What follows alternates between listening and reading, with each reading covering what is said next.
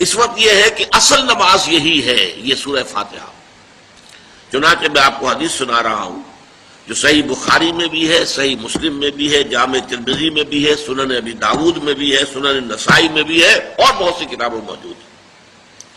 اور یہ عن عبادہ بن صامت رضی اللہ تعالی عنہ، حضرت عبادہ بن صامت سے ہے مرفوعا کہ حضور نے فرمایا لا صلاۃ لمن لم یقرأ بفاتحۃ الکتاب، اس شخص کی کوئی نماز نہیں ہے جس نے کہ سورہ فاتحہ کی تلاوت نہیں کی۔ اب اس سے ہمارے ہاں ایک بڑا اختلاف پیدا ہوا، وہ نوٹ کر لیجئے۔ ایک رائے یہ ہے آپ اگر علیحدہ نماز پڑھ رہے ہیں تو ظاہر بات ہے کہ آپ کو ہر رکعت میں خود پڑھنی ہی پڑھنی ہے سورہ فاتحہ۔ جب باجماعت پڑھ رہے ہیں اب کیا شکل ہو؟ امام پڑھ رہا ہے سورہ فاتحہ تو کیا مقتدی کو بھی پڑھنی چاہیے؟ اس حدیث میں جو الفاظ کی شدت ہے اس کی بنا پر رجحان یہ ہوتا ہے کہ یقیناً اس صورت میں ہر شخص کو لا صلاۃ لمن لم یقرأ بفاتحۃ الکتاب، جس نے کہ فاتحہ کی تلاوت نہیں کی، قرأت نہیں کی، اس کی کوئی نماز ہی نہیں۔ تو یہ موقف ہے امام شافعی کا، یہی مسلک ہے ہمارے اہل حدیث بھائیوں کا کہ آپ چاہے اکیلے نماز پڑھ رہے ہو، چاہے امام کے پیچھے پڑھ رہے ہو، اور چاہے امام جو ہے وہ جہری رکعت پڑھا رہا ہے اور چاہے سری رکعت پڑھا رہا ہے۔ خاموشی والی رکعت سورہ آپ کو معلوم ہے کہ نماز جو ظہر اور عصر کی ہے تو چاروں رکعتیں جو ہے وہ سری ہے، مغرب کے اندر آ کر دو جہری ہیں ایک سری ہے، عشاء میں آ کر دو جہری ہیں دو سری ہیں، سورہ اور نماز فجر کے اندر دونوں جو ہیں وہ جہری ہیں۔ تو چاہے جہری ہو چاہے سری ہو آپ کو بھی لازماً جو مقتدی ہے اسے بھی سورہ فاتحہ پڑھنی ہوگی۔ اب اس کے لیے انہوں نے یہ طریقہ جو ہے تلقین کیا ہے کہ امام تیزی سے نہ پڑھے، رک رک کر پڑھے الحمدللہ رب العالمین، اس کے بعد اتنا وقفہ دے دے کہ جو مقتدی ہے وہ بھی کہہ لیں اپنے دل میں یا پڑھ لیں الحمدللہ رب العالمین الرحمن الرحیم۔ تو یہ رک رک کر پڑھنا، خاص طور پر اگر آپ کو موقع ہوا ہو کسی اہل حدیث امام کی امامت میں نماز ادا کرنے کا، تو آپ دیکھیں گے کہ بڑا فرق ہے۔ ہمارے جو حنفی امام الحمدللہ رب العالمین الرحمن الرحیم مالک یوم الدین ایاک نعبد و ایاک نستعین، چار آیتیں جو ہیں وہ بھی ایک ساتھ میں پڑھ جائیں گے، لیکن یہ کہ عام طور پر جو اہل حدیث حضرات ہیں وہ رک رک کر ٹھہر ٹھہر کر پڑھتے ہیں، ترتیل کے انداز میں پڑھتے ہیں۔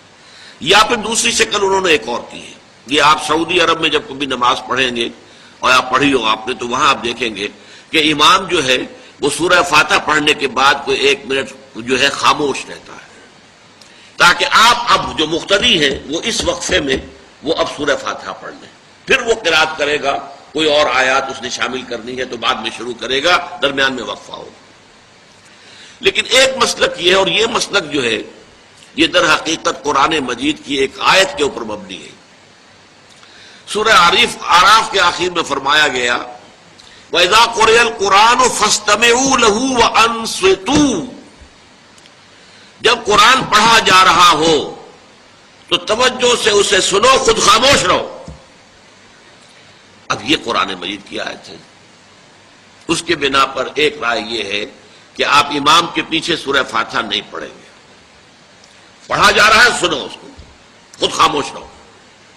اور اس کے لیے وہ دلیل دیتے ہیں کہ یہ شکل ایک وفد کی سی ہے، جیسے کسی بڑی شخصیت کے پاس اگر آپ کا کوئی وفد جاتا ہے، 8-10 افراد ہیں، ان میں اسپوکس مین ایک ہوتا ہے، وہ بات کرتا ہے، باقی سب لوگ موجود رہتے ہیں، سنتے ہیں۔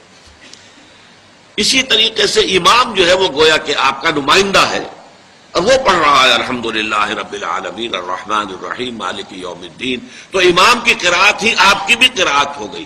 گویا کہ اس آیت سے، اس حدیث سے اختلاف نہیں ہے، اس کی تعبیر سے اختلاف ہے کہ امام کا قرات کر لینا در حقیقت مقتدیوں کی طرف سے بھی قرات ہے۔ اس میں جو حنفی مسلک ہے وہ بہت سخت ہے، اور وہ یہ ہے کہ چاہے سری نماز ہو اور چاہے جہری ہو، ہر کسی بھی حالت میں مقتدی جو ہے وہ سورہ فاتحہ نہیں پڑھے گا۔ اب اس میں ذرا سا سوال پیدا ہوتا ہے کہ جہری رکعت میں تو اس آیت کا اطلاق ہو جائے گا کہ وَإِذَا قُرِئَ الْقُرْآنُ فَاسْتَمِعُوا لَهُ وَأَنصِتُوا، سری میں تو اس آیت کا اطلاق نہیں ہوتا۔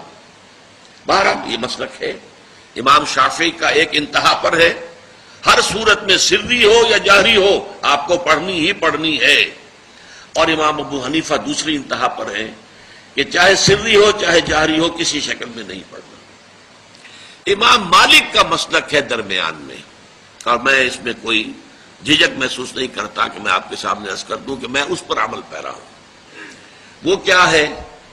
جہری نماز میں خاموش رہو اور سنو. اس آیت کا اطلاق ہو جائے گا جب بلند آواز سے پڑھ رہا ہے امام تو پوری توجہ، فاستمعوا لہ، اپنی پوری توجہ کو اس کے سننے کے اوپر مرکوز کر دو اور خود خاموش رہو. سری رکعت میں البتہ جبکہ وہ بھی خاموشی سے پڑھ رہا ہے، آپ بھی خاموشی سے پڑھ رہے ہیں. بہرحال ان چیزوں میں نے یہ سب کچھ بیان کیا ہے تو اس سے جو میرا مقصود ہے وہ یہ ہے کہ معلوم ہو جائے کہ اس میں کوئی بڑی بنیادی بات نہیں ہے. نہ یہ کہ جو حنفی ہیں وہ اس حدیث کا انکار کرتے ہوں کہ لا صلاۃ لمن لم یقرأ بفاتحۃ الکتاب، کیسے وہ انکار کریں گے؟ اور نہ ہی کوئی جو حنبلی ہے یا اہل حدیث ہے وہ قرآن کی اس آیت کا اختلاف سے جو ہے وہ اختلاف کر سکتا ہے کہ اذا قرئ القرآن فاستمعوا له وانصتوا. لیکن یہ ہے کہ اس کے پھر اس سے جو احکام کا استنباط ہے اس میں اختلاف ہو جاتا ہے، تو اس کو نہیں سمجھنا چاہیے کہ یہ کوئی بہت بڑی اہمیت والی بات ہے. آپ نے ابھی تک ہمارا چینل سبسکرائب نہیں کیا تو ابھی سبسکرائب کریں اور بیل آئیکن کو کلک کر کے ہماری لیٹسٹ ویڈیوز کے بارے میں اپڈیٹ جانیں.